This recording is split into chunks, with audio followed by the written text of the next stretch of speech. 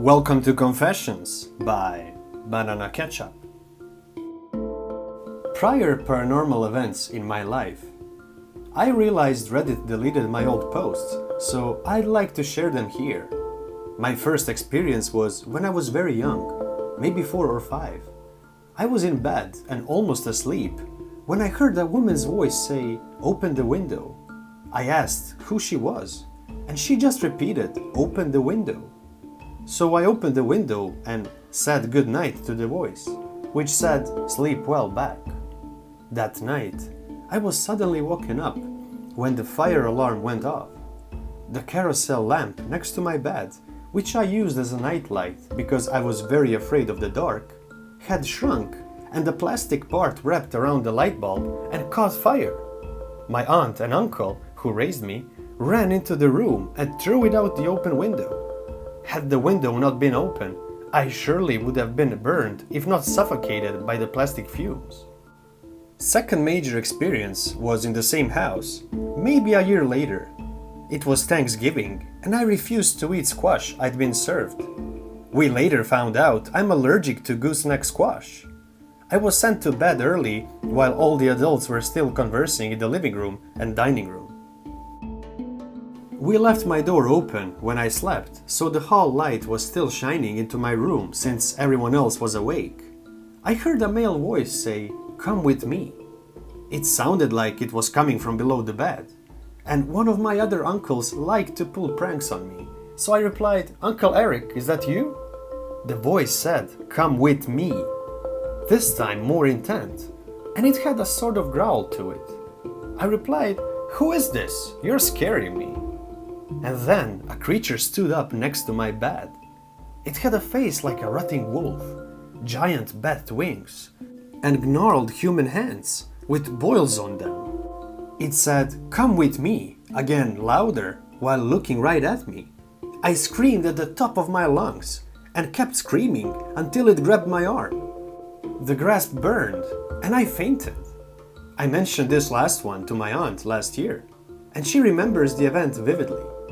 At first, she thought I was throwing a tantrum, but then the scream stopped suddenly and she became very worried. She wanted to check on me, but my family told her I'd probably just wore myself out, so she didn't. Then, the next day, I had an odd burn on my arm, so she took me to the ER and had it treated, thinking maybe I touched the oven when she wasn't looking and that she hadn't seen the burn before because I'd been wearing a long sleeve shirt all day. She was not shocked at all by the story and told me a few about me talking to things she couldn't see. Third, when I was 17, I was hit by a car.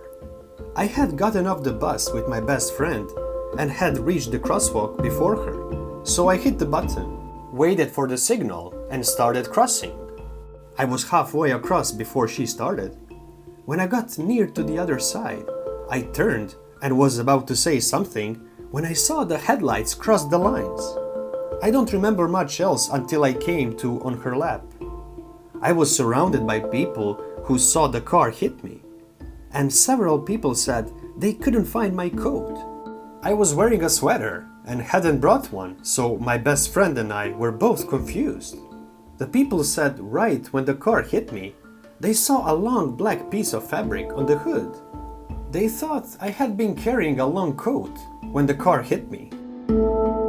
But when they came to see if I was okay, it had vanished. The car was estimated to have been going 45 miles per hour. But aside from a couple sprained joints and a concussion which gave me amnesia, I was fine. The police told me later that they were unable to find my coat. When we explained that I hadn't had one, they told us that every witness account had said they'd seen one on the hood of the car. Fourth, this event happened in my adulthood. I was 22, I think. I rented a house with my best friend. The landlord was a friend of my mother's, so I let my homeless mother stay in the basement. This becomes important later. The house had no air conditioning, so I always slept with the window open and a fan in it during the summer. I woke up to a weird buzzing noise and thought the fan had malfunctioned. So I reached up to turn it off, only it wasn't in the window like I usually had it, and the window was closed.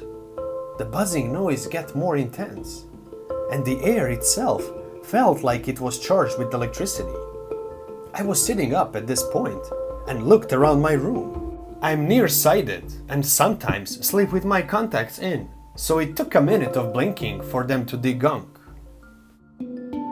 Then I saw her. Standing next to my television, across the room from my bed, was a woman in a black cloak. I asked, "Who are you? How did you get in here?"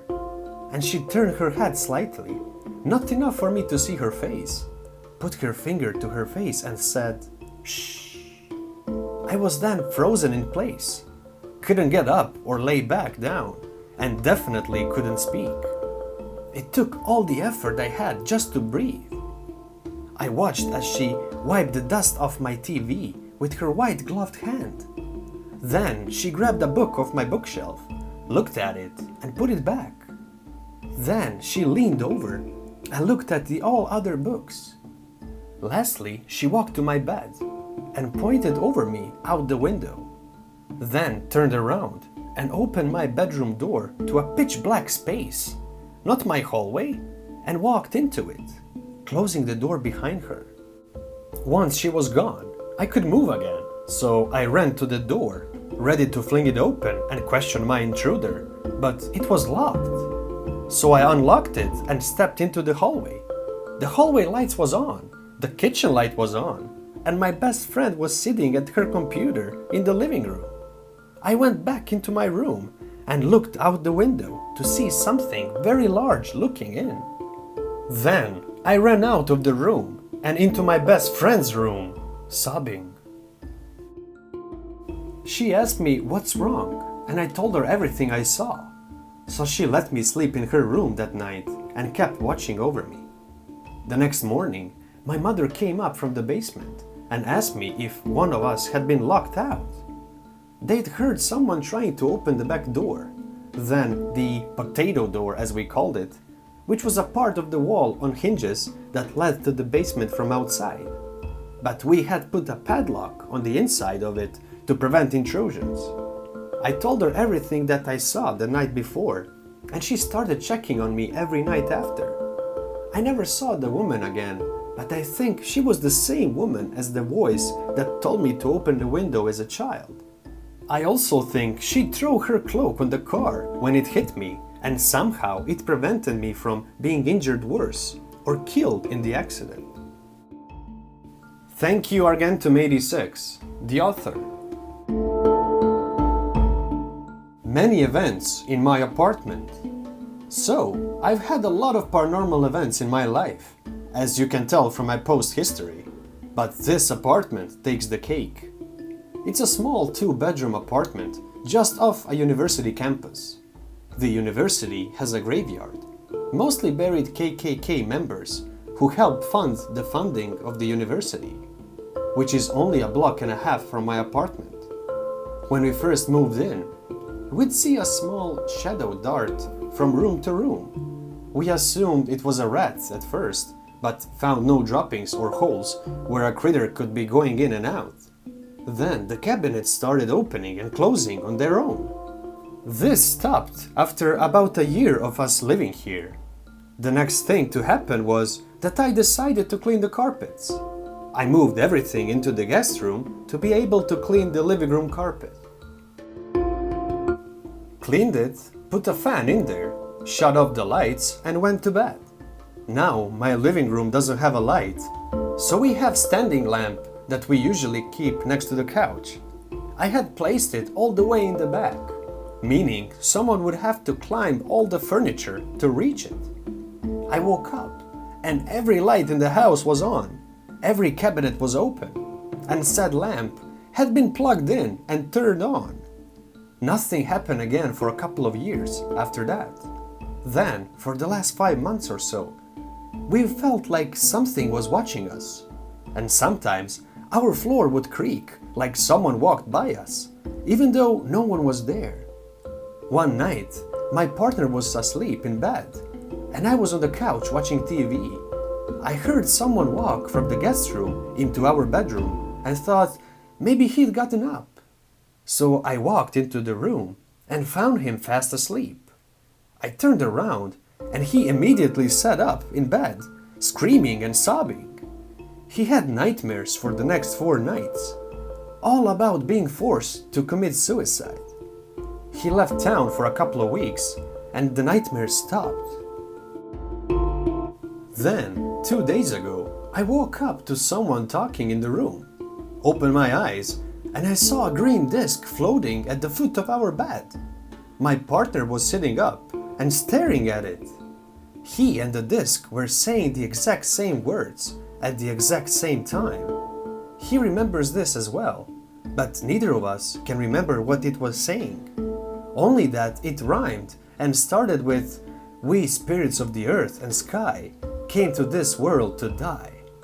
I don't remember falling back asleep, and neither does my partner, but we both wake up late in the afternoon and said, "What the F was that?"